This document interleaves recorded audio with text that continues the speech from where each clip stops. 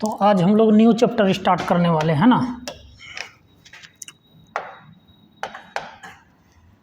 तो चैप्टर का नाम है सेल।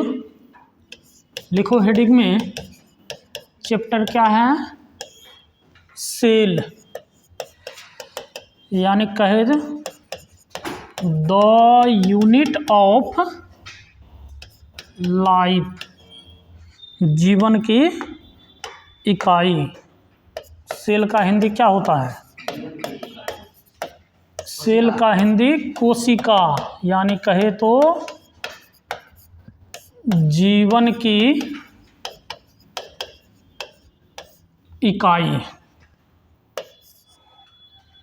जीवन की इकाई। अब देखो, अगर हम सेल का बात करते हैं, अगर हम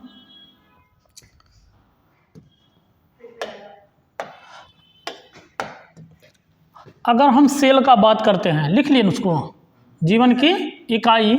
अगर हम सेल का बात करते हैं तो सेल क्या होता है? सेल जो है हमारे बॉडी का स्मॉलेस्ट यूनिट है। इसको कह सकते हैं कि यह स्ट्रक्चरल एंड फंक्शनल यूनिट होता है। और सेल जो होता है, कई सारे सेल मिल करके ये बनाते हैं क्या? टिश्यू। क्या बनाते हैं? टिश्यू। और टिश्यू से जो है क्या बनता है? ऑर्गेनेल। क्या बनता है? ऑर्गेनेल। और कई ऑर्गेनेल मिल करके क्या बनता है? ऑर्गेन। और कई ऑर्गेन मिल करके ऑर्गेन सिस्टम। क्या बनता है? Organ system. और फिर कई ऑर्गेन सिस्टम मिल करके तब एक जीव बनता है ना? तब एक जीव बनता है। तो अब देखो, इसमें तुम लोगों को पढ़ाए भी हैं कि जीव जो होता है, अगर यदि कहें पूर्ण विकसित जीव जो स्तनधारी जीव होता है या प्लांट होता है ना, तो उसका जो बॉडी होता है, तो बॉडी में कई सारे ऑर्गेन सिस्टम प्रेजेंट होता है। अब क्या है, कुछ जीव ऐसा भी होता है जो केवल एक सेल का बना होता है।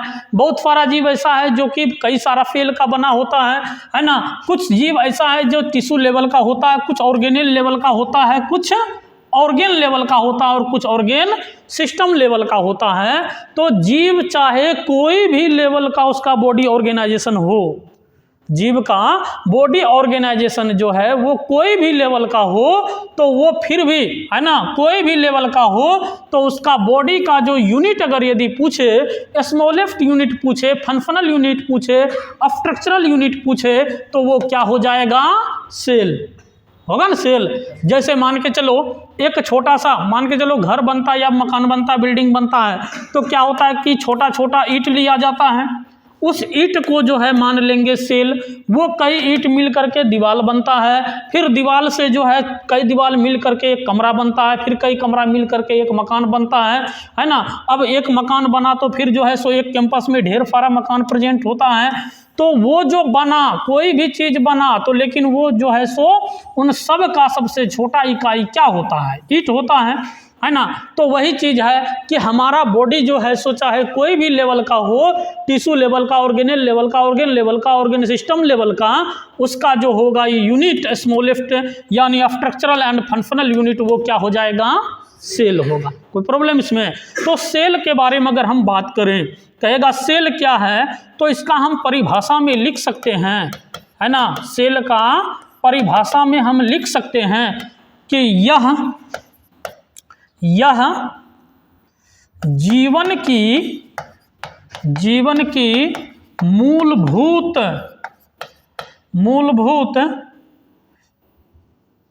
स्ट्रक्चरल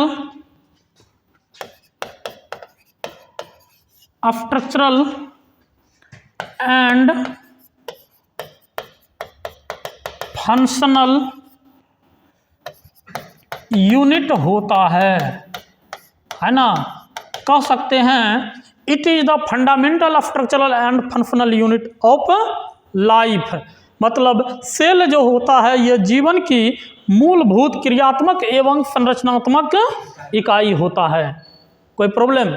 उसके बाद अगर यदि पूछ दे कि सेल के अध्ययन को क्या कहा जाता है, सेल के अध्ययन को क्या कहा जाता है, यानी स्टडी ऑफ सेल क्या कहलाएगा, साइटोलॉजी। क्या कहलाता है, साइटोलॉजी। सेल के अध्ययन को क्या कहा जाता है, साइटोलॉजी। सेल के अध्ययन को क्या कहा जाता है, बोलो, याद हो जाएगा, साइटोलॉजी, है ना। और कहे कि जीवन की मूलभूत क्रियात्मक एवं संरचनात्मक इकाई को क्या कहा जाता है, सेल कहा जाता है। कोई प्रॉब्लम यहाँ तक।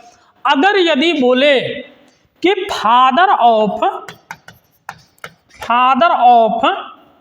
साइटोलॉजी, फादर ऑफ साइटोलॉजी या मॉडर्न साइटोलॉजी, तो कौन हो जाएगा, रॉबर्ट, है ना। Father of cytology Robert Hooke. Father of modern cytology क्या, फादर ऑफ मॉडर्न साइटोलॉजी कौन हो जाएगा, फादर ऑफ मॉडर्न साइटोलॉजी कौन है, पी स्वानसन। पी स्वानसन कौन है, P Swanson. Father of modern cytology P Swanson. अगर यदि बात करें हम फादर ऑफ इंडियन साइटोलॉजी का, फादर ऑफ इंडियन साइटोलॉजी का कौन हो जाएगा, father of Indian cytology A K Sharma. कौन होगा, A K Sharma. Father of Indian cytology A K Sharma. Cell biology या साइटोलॉजी किसको कहेंगे, तो सेल के अध्ययन को, है ना। क्या कोई प्रॉब्लम यहाँ तक।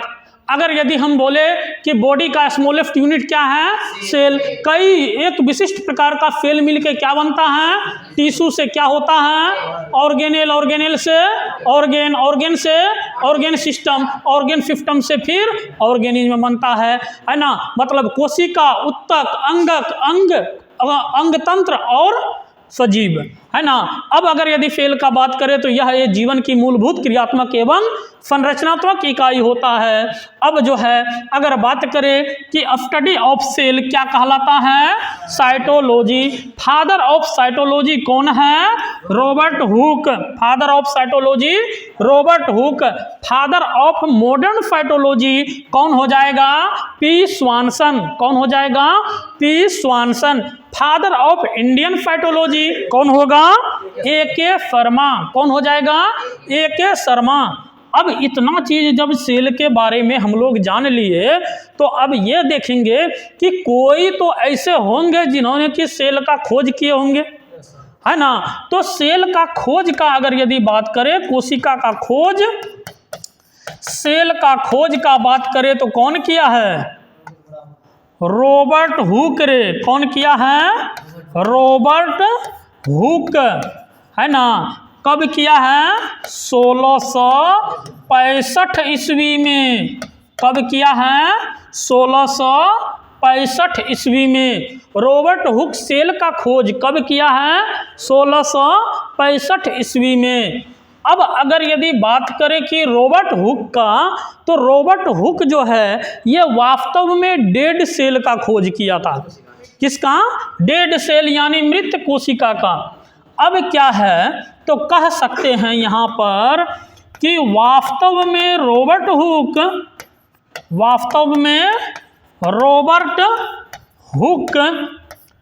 मृत कोशिका का खोज किया था। क्या किया था, खोज किया था कॉर्क के छोटे टुकड़े में। कॉर्क के छोटे टुकड़े में, किसमें, कॉर्क के छोटे टुकड़े में। रॉबर्ट हुक ये मृत कोशिका का खोज किया था कॉर्क के छोटे टुकड़े में। क्या कोई प्रॉब्लम इसमें। अब अगर यदि देखो क्वेश्चन दो तरह का बनता है यहाँ पे, मृत कोशिका पूछे तो भी रॉबर्ट हुक, अगर पूछ दे केवल कि कोशिका का खोज कौन किया है तो भी कौन हो जाएगा, रॉबर्ट हुक। कौन हो जाएगा, रॉबर्ट हुक। अब अगर यदि बात करें जब मृत कोशिका का ये किया तो जीवित कोशिका का भी कोई न कोई किया होगा, है ना। तो जीवित कोशिका का खोज जो किया था वो कौन किया था? एंटोनी वॉन ल्यूवेनहॉक, है ना। तो जीवित कोशिका का खोज, और ये जो किया था इलेक्ट्रॉन माइक्रोस्कोप से किया था खोज, कौन? Robert Hooke. जीवित कोशिका का खोज, जीवित कोशिका का खोज, जीवित कोशिका का खोज एंटोनी वॉन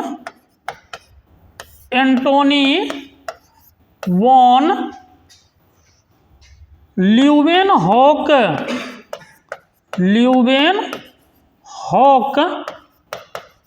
नामक साइंटिस्ट ने किया था। किसमें किया था? पोंड वाटर में। किसमें? पोंड वाटर में, यानी है ना तालाब का जो जल होता है, गड्ढा का जो जल होता है, उसी को हम कहते हैं पोंड वाटर। वही वाटर में इन्होंने सबसे पहले जो है सो जीवित कोशिका का खोज किया था। कोई प्रॉब्लम? मृत कोशिका का खोज कौन किया? रॉबर्ट हुक, है ना। कोशिका का खोज कौन किया? Robert Hooke. कब किया? 1665 में। किसके द्वारा किया? Electron microscope. किसके द्वारा? इलेक्ट्रॉन माइक्रोस्कोप के द्वारा, है ना। जीवित कोशिका का खोज कौन किया? Antony von Leeuwenhoek. कोई प्रॉब्लम इसमें? तो ये हो गया इसका इंट्रोडक्शन, किसका? सेल का, है ना। तो ये हो गया। अब हम लोग चलते हैं सेल थ्योरी पर। किस पर चलते हैं? सेल थ्योरी पर। सेल थ्योरी मतलब कहे कोशिका सिद्धांत। सेल थ्योरी मतलब क्या होता है? कोशिका सिद्धांत। कोशिका सिद्धांत का अगर हम बात करते हैं, कोशिका सिद्धांत का बात करते हैं, तो ये दो साइंटिस्ट दिया। कौन कौन? MJ Schleiden. कौन? एमजे स्लाइडेन और टी स्वान। कौन किया? टी स्वान। तुम लोगों को याद रखना है, केवल क्या याद रखना है? स्लाइडेन और स्वान। कहीं भी पूछेगा तो इतने पूछता है, ज़्यादा नहीं पूछता है। कौन? स्लाइडेन और स्वान। अब देखो स्लाइडेन और स्वान जो है ये कौन थे? स्लाइडेन का अगर यदि हम बात करें, स्लाइडेन का बात करें तो स्लाइडेन जो है ये जर्मन वनस्पति शास्त्री है। कौन है ये? जर्मन वनस्पति शास्त्री, यानी जर्मन बोटनिस्ट। उसके बाद अगर हम स्वान का बात करते हैं, टी स्वान का बात करते हैं, तो ये है ब्रिटिश प्राणी शास्त्री। प्राणी शास्त्री क्या है ये? प्राणी शास्त्री। अब अगर यदि कोशिका सिद्धांत का बात करें तो कोशिका सिद्धांत कौन दिया है? स्लाइडेन और स्वान। कौन दिया है? स्लाइडेन और स्वान। अब कहेगा स्लाइडेन कौन थे, तो क्या हो जाएगा? German botanist. स्वान कौन था? तो ब्रिटिश जूलॉजिस्ट। कोई प्रॉब्लम यहाँ तक? उसके बाद अब देखो यहाँ पे, अब जब स्लाइडेन ये जर्मन बोटनिस्ट है, वनस्पति शास्त्री है, तो ये किस पर अध्ययन करेंगे?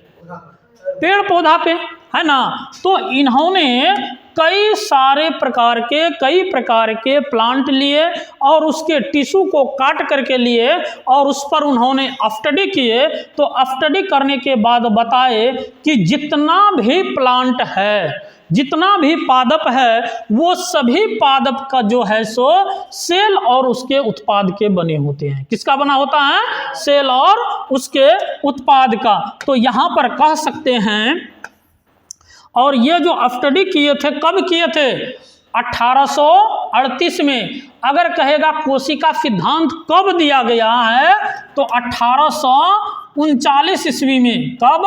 39 में। 38 से 39 तक अध्ययन किया और 39 ईस्वी में कोशिका सिद्धांत का प्रतिपादन किया, है ना। 39 में क्या किया? कोशिका सिद्धांत का प्रतिपादन किया। तो यहां पर कह सकते हैं कि स्लाइडेन 1938 ईस्वी में 1938 ईस्वी में कई प्रकार के प्लांट और उसके उत्तकों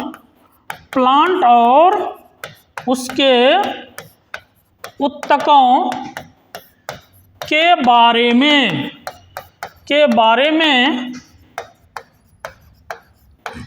अध्ययन किया और पाया कि सभी प्लांट सेल और उसके उत्पाद का बना होता है, उसके उत्पाद का बना होता है। सभी सेल किस चीज का बना होता है? सेल और उसके उत्पाद का। कोई प्रॉब्लम है इसमें?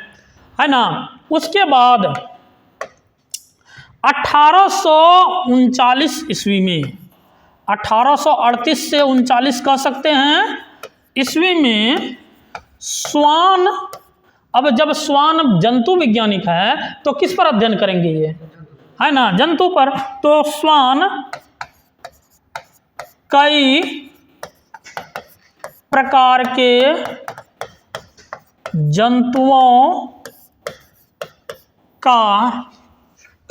के जंतुओं का उत्तकों के बारे में अध्ययन किया और पाया कि सेल के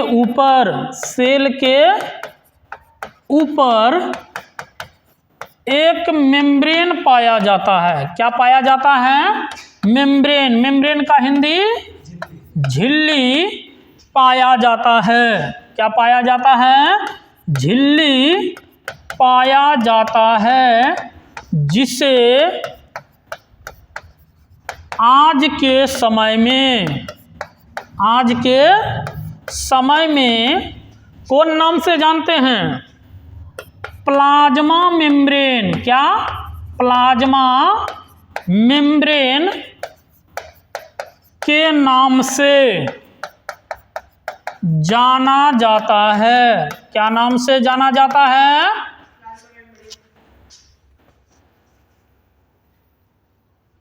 प्लाज्मा मेम्ब्रेन के नाम से जाना जाता है ना। अब देखो इसमें ये तो प्लाज्मा मेम्ब्रेन के नाम से जाना जाता है।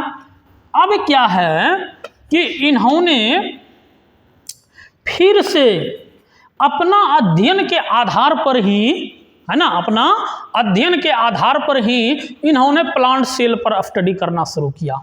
और जब उस पर स्टडी किया तो इन्होंने पाया कि जितना भी प्लांट सेल है उसके ऊपर एक एक्स्ट्रा मेम्ब्रेन पाया जाता है जो एनिमल सेल में नहीं पाया जाता है। उस मेम्ब्रेन का नाम क्या है?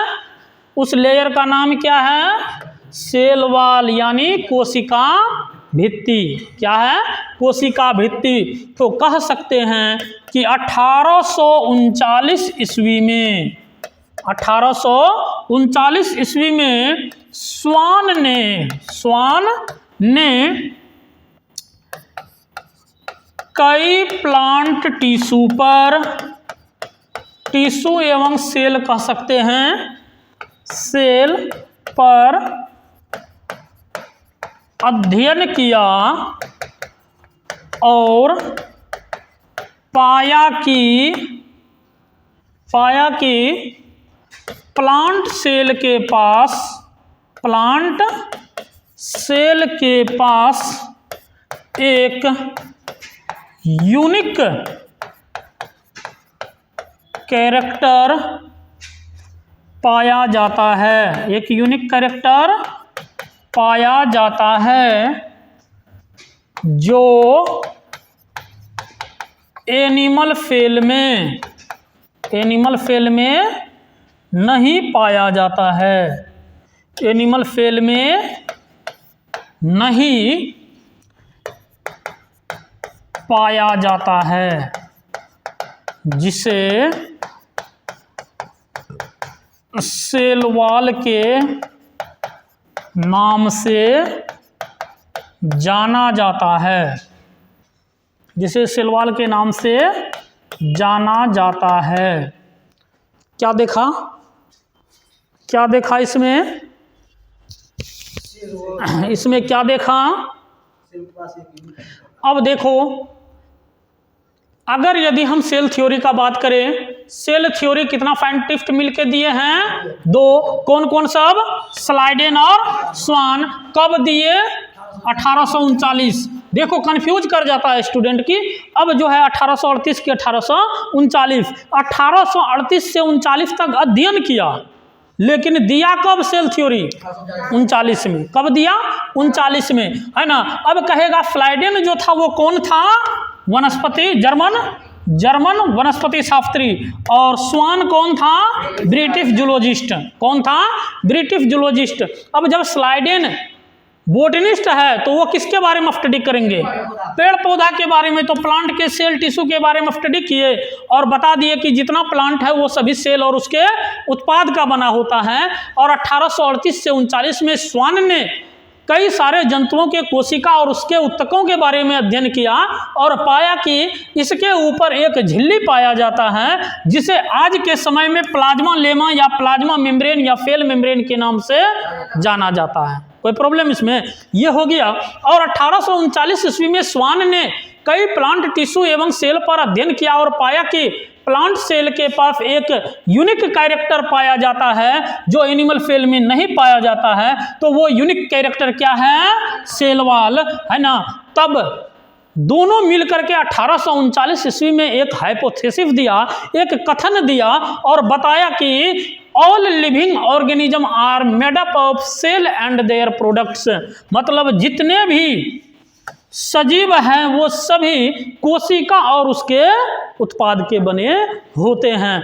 अब इतना तो ये सब बता दिए, लेकिन इन्होंने ये नहीं बताया कि प्रत्येक नया सेल की उत्पत्ति कैसे होती है और कहाँ से होती है ना। अब अगर यदि कोई जीव है तो वो अपना माँ बाप से जन्म लेता है ना रे, तो वो माँ बाप से होता है कि नहीं होता, इस चीज को उन्होंने नहीं बताया, उन्होंने नहीं बताया। तो कह सकते हैं, है ना, कि स्लाइडेन और स्वान, स्लाइडेन और स्वान 1839 ईस्वी में 1839 ईस्वी में कोशिका सिद्धांत दिया। क्या दिया? कोशिका सिद्धांत दिया, कोशिका सिद्धांत दिया और बताया कि all living organism are, all living organisms are made up of cell and their products,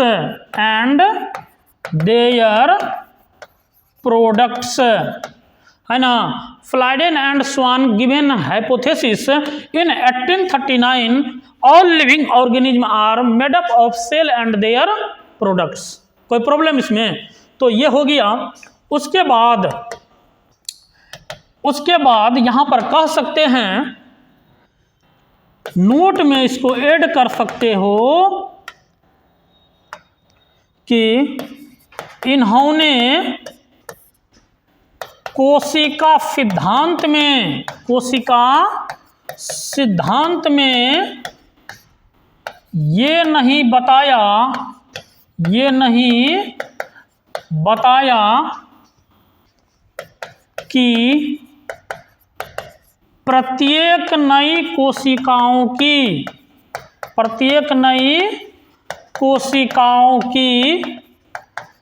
उत्पत्ति कैसे होती है। तब इस चीज को बताने के लिए 1855 ईस्वी में एक साइंटिस्ट आए जिसका नाम है रुडोल्फ विर्चोव। कहीं मिलेगा विरकोव लिखा हुआ, लेकिन इंग्लिश में CH रहेगा क के जगह पे, इतनी समझ लो, है ना, च बोलो या क बोलो। अब देखो, तब उन्होंने आया, तब वो बताए, है ना, रुडोल्फ विर्चोव ने बताया कि जितना भी नया सेल की उत्पत्ति होती है वो पूर्व उपस्थित सेल से होती है ना। जैसे एक अमीबा है, वो डिवीजन होता है, 2 बनता है। अब एक अमीबा था तब न 2 बना, और 2 से 4 बनेगा, 2 था तब न 4 बना। तो मतलब every new cell arises from pre existing cell, है ना। तो कह सकते हैं कि 1800, चलो न्यू पेज ले लो, है ना रे, कभी डिलीट कर दिया तो हो गया, है ना। अब देखो 1855 ईस्वी में रुडोल्फ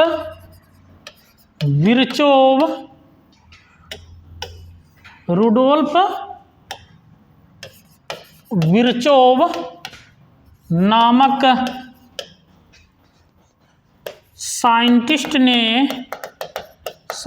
ने बताया कि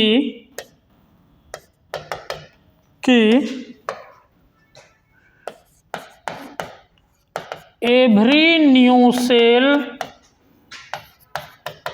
arises from pre-existing cell। Every new cell arises from pre-existing cell मतलब ओमनी सेल्यूला ई सेल्यूला मतलब पहले पेरेंट्स तभी संतान। इसका मतलब पहले पेरेंट्स तभी संतान, है ना। और इन्होंने फाइनल सेल थ्योरी दिया। कोई प्रॉब्लम इसमें? इन्होंने फाइनल सेल थ्योरी दिया। अब क्वेश्चन पूछेगा सेल थ्योरी कौन दिया? कौन हो जाएगा? फ्लाइडेन और स्वान। फाइनल सेल थ्योरी कौन दिया? रुडोल्फ विर्चोव। कब दिया? 1855 में। कब दिया? 1855 में। अब देखो यहां पे, अब अगर यदि, है ना, शुरू से हम एक बार देख लेंगे। अगर सेल का बात करें, है ना, तो सेल कई सारे समान प्रकार के सेल मिल करके क्या बनता है? टिश्यू से क्या बनता है? ऑर्गेनेल से क्या बनता है? ऑर्गेन से ऑर्गेन सिस्टम से ऑर्गेनिज्म। यानी बॉडी का, यानी लाइफ का, यानी जीवन का सबसे छोटी क्रियात्मक एवं संरचनात्मक इकाई क्या है? कोशिका। क्या है? कोशिका। अगर हम कोशिका का बात करें तो इसमें कह सकते हैं कि जीवन की मूलभूत क्रियात्मक एवं संरचनात्मक इकाई होता है। सेल के अध्ययन को क्या कहते हैं? साइटोलॉजी या सेल बायोलॉजी, है ना। फादर ऑफ साइटोलॉजी कौन है? Robert Hooke. Father of modern cytology कौन है? P Swanson. Father of Indian cytology कौन है? AK शर्मा। सेल का खोज कौन किया? Robert Hooke. कब किया? 1665 ईस्वी में। किसके द्वारा किया? Electron microscope. किसके द्वारा? इलेक्ट्रॉन माइक्रोस्कोप के द्वारा। अगर पूछे मृत कोशिका का खोज कौन किया? Robert Hooke. मृत कोशिका का कौन किया? Robert Hooke. कोशिका का कौन किया? Robert Hooke. जीवित कोशिका का कौन किया? Antony von Leeuwenhoek. कौन किया? Antony von Leeuwenhoek. अब सेल थ्योरी, अगर सेल थ्योरी का बात करें तो सेल थ्योरी कब दिया गया? 1839 में। कौन दिया? स्लाइडेन और स्वान। स्लाइडेन और स्वान। स्लाइडेन और स्वान। स्लाइडेन कौन थे? जर्मन वनस्पति शास्त्री। स्वान कौन थे? British zoologist. अब स्लाइडेन 1838 में प्लांट और उसके टिश्यू के बारे में स्टडी किया और बताया कि जितना प्लांट बना हुआ है वो किस चीज का? सेल और उसके उत्पाद का, है ना, सेल एंड देयर प्रोडक्ट्स। 1838 से 39 में स्वान स्टडी किया एनिमल सेल पे, एनिमल टिश्यू पे, और इन्होंने बताया कि सेल के ऊपर एक मेम्ब्रेन पाया जाता है जिसे आज के समय में प्लाज्मा लेमा या प्लाज्मा मेम्ब्रेन के नाम से जानते हैं। कोई प्रॉब्लम? और स्वान अपने अध्ययन के आधार पर प्लांट टिश्यू पर भी स्टडी किया, सेल पर भी स्टडी किया, और इन्होंने पाया कि इसमें एक यूनिक कैरेक्टर है जो एनिमल सेल में नहीं पाया जाता है। वो यूनिक कैरेक्टर क्या है? तो इसके ऊपर सेल वाल है ना। तो ये हो गया। उसके बाद फिर अगर बात करें हम कि स्लाइडेन और स्वान कब दिया सेल थ्योरी, तो 1839 में, है ना। तो इन्होंने बताया 1839 में कथन दिया कि all living organism are made up of cell and their products. लेकिन इन्होंने ये नहीं बताया कि नया सेल की उत्पत्ति कैसे होती है। तब